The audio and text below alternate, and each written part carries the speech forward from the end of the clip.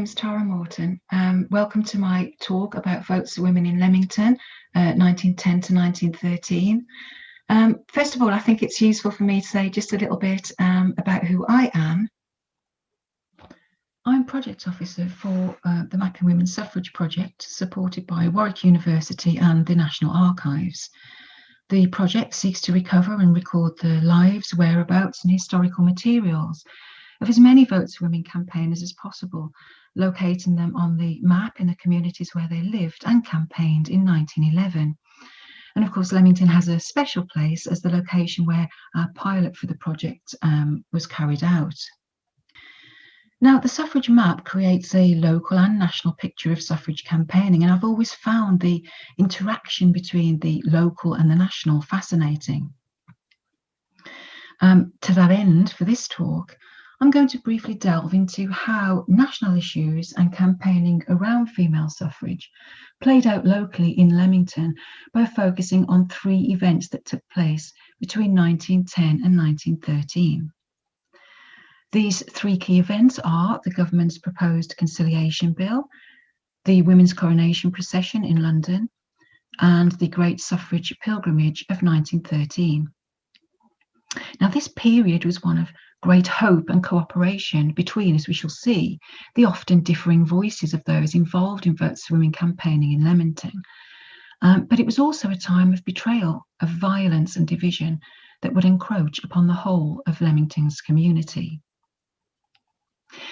Now, before I sort of get into these events, I just want to set the scene by stressing that the nationally organised campaign for female suffrage had begun really in 1866 with Liberal MP John Stuart Mill's petition to Parliament, meaning that by the time we get to 1910, women had already been campaigning for almost half a century for the vote, using well-established constitutional methods such as petitioning and lobbying MPs. Many suffrage societies formed in those years, all using these established law-abiding methods. The largest being Mrs. Millicent Fawcett's National Union of Women's Suffrage Societies, which I'll refer to henceforth as the National Union, formed in 1897. Through extraordinary patience and diligence, by 1910, women had made some gains around voting in local and municipal elections. And of course, Leamington's own Mary Vellicott had put this to the test in 1909, successfully challenging Liberal and Conservative council members' efforts to invalidate her vote in municipal elections over her residential status.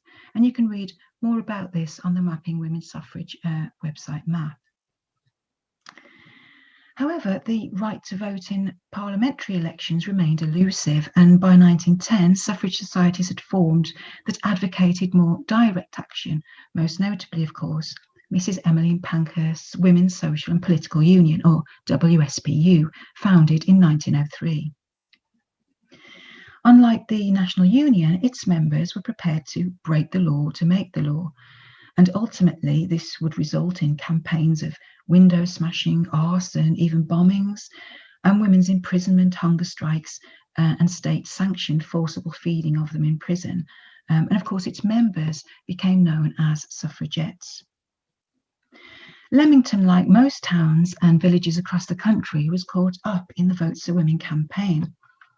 And this snapshot from the Mapping Women's Suffrage project map shows it was a real mixed bag in terms of society support. All the coloured dots you see here are the individual votes for women campaigners that we've recorded so far, although there were many more, representing different but all law-abiding societies, except those in purple, representing local suffragettes. Women in Leamington, as elsewhere, often disagreed over methods and tactics of campaigning, which could inevitably make it tricky for them to work together. Law-abiding campaigners thought militant tactics turned public opinion against their cause rather than towards it, and also backed sympathetic politicians into an impossible corner, though they often understood suffragette frustration and desire to try new tactics after so many years of government encalcitrance on the issue. Certainly in Leamington, the WSPU seemed to have struggled to gain significant momentum, And at the close of 1909, on the eve of the general election in 1910, suffragette leader Mrs. Pankhurst visited Leamington Town Hall, encouraging women to join the WSPU, defending its militant tactics and denouncing the Liberal government, especially the Prime Minister, who had consistently voted against all bills relating to the granting of female suffrage. A bouquet was actually handed to her there on stage by Miss Mary Bull, an assistant teacher who lived in George Street in Leamington and appears to have been the flag bearer for the WSPU in the town. But in 1910, after an election victory for Asquith and the Liberal government, things changed. Differences were put aside because there was new hope that at least some women would finally be granted the parliamentary vote under a newly proposed conciliation bill. But what was it? And importantly, how did this play out in Leamington? The conciliation bill was put forward in 1910 by a cross-party group of MPs, and it proposed to extend the parliamentary franchise to women householders. Of course, this meant married women would be excluded, as husbands were always classed as the householders, not their wives.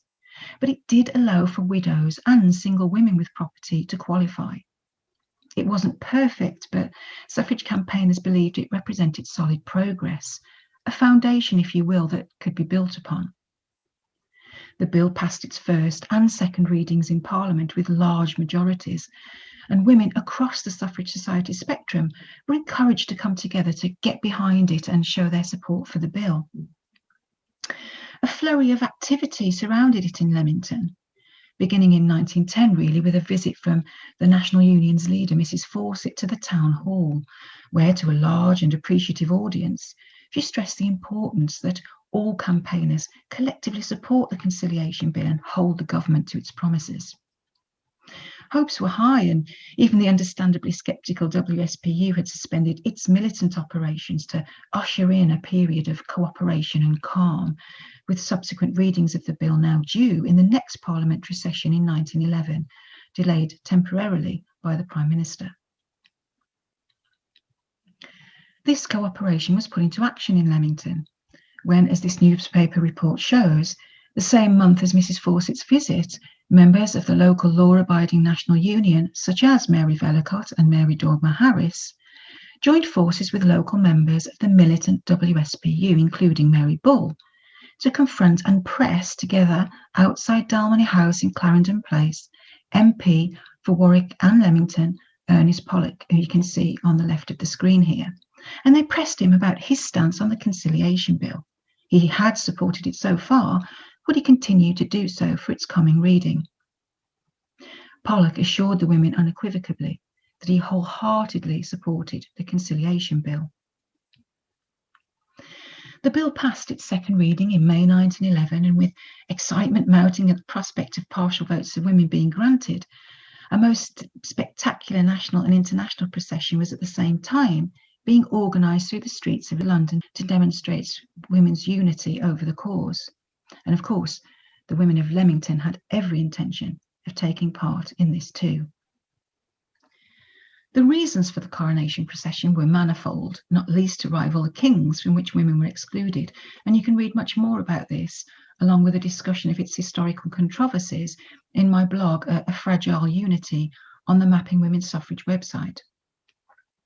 However, given the conciliation bill was pending its final reading in Parliament, the procession was an opportunity to show the level of support among women for the vote, something that was often denied by Prime Minister Asquith, bringing the issue to the public attention in a joyful way. The women of Leamington's various suffrage societies showed their support by travelling to London to take part in the procession. As you can see from this timetable, special trains were put on by Great Western Railway, calling at Leamington Station to accommodate them. Among those taking the train and taking part in the procession were Mary Dormer Harris, Mary Vellacott, Ada Florence Whittick and Clara Hill of the National Union, Edith Catlin and Margaret Hulbert of the Church League for Women's Suffrage in Leamington, and Miss Mary Bull and her sisters for Leamington's WSPU. All the women boarded the train, with Lady Willoughby de Brooke of nearby Compton Verney, who was president of the Conservative Union and Women's Franchise Association, boarding with them, and she carried the society's banner on the procession.